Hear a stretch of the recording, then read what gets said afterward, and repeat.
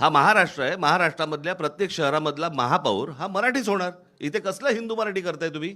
आणि मला मी त्या दिवशी म्हटलं नाही का तुम्हाला की आम्ही हिंदू आहोत, हिंदी नाही आहोत. मी गेले 10 वर्ष, अनेक वर्ष मी तुम्हाला सांगतोय की या महाराष्ट्राचं हे युपी बिहार करतायत.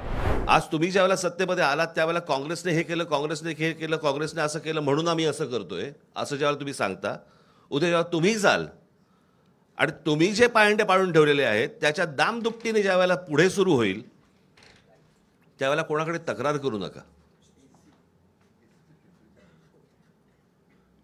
याचं कारण आत्ता आपण जे काय करतो आहोत तर जर समजा त्यांना वाटत असेल की आम्ही सत्तेतनं कधीच बाजूला होणार नाही आहोत, तर आम्हाला असं वाटतं हा भ्रम त्यांचा दूर झाला पाहिजे. आणि उद्या ज्या वेळेला सत्ता परिवर्तन होईल आणि ज्या वेळेला दुसरे येऊन ज्यावेळेला याहून वाईट ज्यावेळेला होईल त्यावेळेला आपण काय करणार आहोत याचा विचार मला असं वाटतं सत्ताधाऱ्यांनी त्या वेळेला करणं गरजेचं असतं.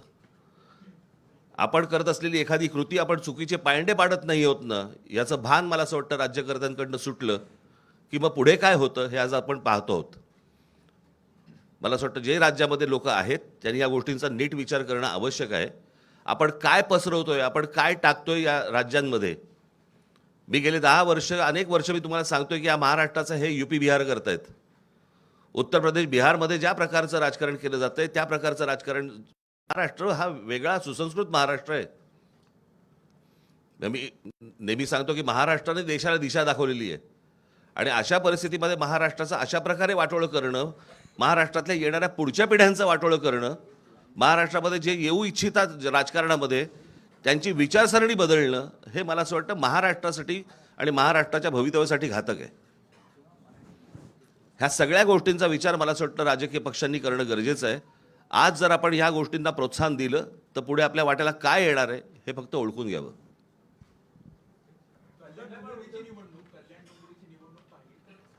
नाही, एक एक एकच सेकंद जरा मध्ये मी थोडंसं काल मुख्यमंत्री बोलले, कारण मुंबई महापालिका ही एकमेव महापालिका होती असं आता म्हणावं लागतं की जिच्या मुदत ठेवी 92,000 कोटीपर्यंत आम्ही नेऊन दाखवल्या होत्या.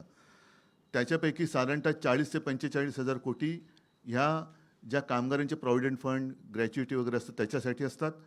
उरलेल्या ज्या आहेत त्या लाँग टर्म आणि मोठे जे प्रोजेक्ट असतात त्याच्यासाठी असतात. आणि त्याच पैशातून मुंबईसाठी कोस्टल रोड हा आपण बांधून करून दाखवलेला आहे, टोलमुक्त. यांचे गल्लीबोळं केली तरी यांचे हे टोल लावतात. नितीन गडकरींचा मुंबई गोवा रस्ता अजून होतोय, 200 वर्ष त्याला खड्डे पडणार नाही, पण 200 वर्षात तो होणार की नाही अजून माहिती नाही आहे. पण त्यांनी जे काल उद्गार काढले मुख्यमंत्र्यांनी हे खरं अशोभनीय आहेत. ठेवी या काही चाटायला नसतात. मला त्यांना सांगायचं तुमचं अगदी 100% बरोबर आहे. ठेवी या चाटायला नसतात, पण त्याचप्रमाणे त्या कॉन्ट्रॅक्टरचे बूट चाटून त्यांना वाटायला नसतात. त्यांनी पूर्णपणे संपूर्ण विल्हेवाट लावण्याचं ठरवलेलं आहे. साधारणतः एक जमा खर्च याचं एक तारतम्य ठेवून ताळमेळ घातला जातो आणि जो खर्च केला जातो आपल्याकडे सर्व जे काही सोर्सेस आहेत त्यातनं पैसा किती जमा होणार आहे, पुढच्या काही वर्षात किती येणार आहे आणि त्यानुसार प्रोजेक्ट हे आखले जातात, ठरवले जातात. आज जर माझ्या माहितीप्रमाणे 15,000 कोटी हे साधारणतः खर्चासाठी बजेट महापालिकेचं आहे. त्याच्यासमोर साधारणतः 3 लाख कोटींचं देणं कॉन्ट्रॅक्टरना त्यांनी करून ठेवलेलं आहे. म्हणजे हा 3 लाख कोटीचा घोटाळा या लोकांनी केलेला आहे. आणि जर मला मिळालेली माहिती चुकीची असेल तर आनंद आहे, पण 3 लाख कोटी त्यांना देणीसाठी पैसे जे दिले ॲडव्हान्स मोबिलायझेशन, त्यातून किकबॅक घेऊन हा पैसा वाटप पैसे हे निवडणुकीला वापरतात, ही माझ्याकडे आलेली माहिती आहे. 3 लाख कोटीचा घोटाळा या खोकासुराने केलेला आहे.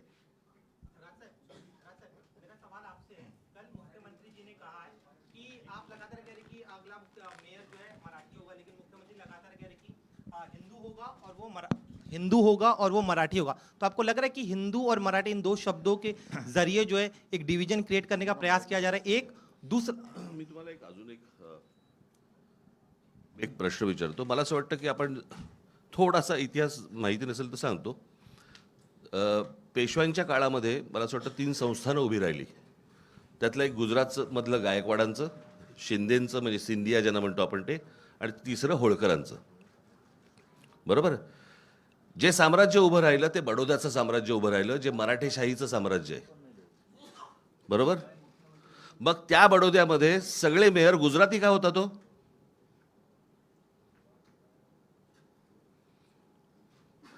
हा महाराष्ट्र आहे. महाराष्ट्रामधल्या प्रत्येक शहरामधला महापौर हा मराठीच होणार. इथे कसलं हिंदू मराठी करताय तुम्ही?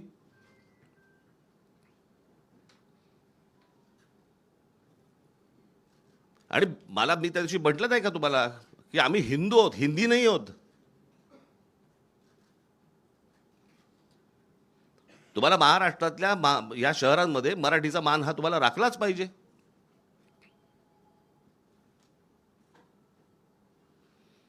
त्याच्यामुळे आमचा जो महापौर होईल तो मराठीच होणार. मुंबईचा महापौर मराठीच होणार.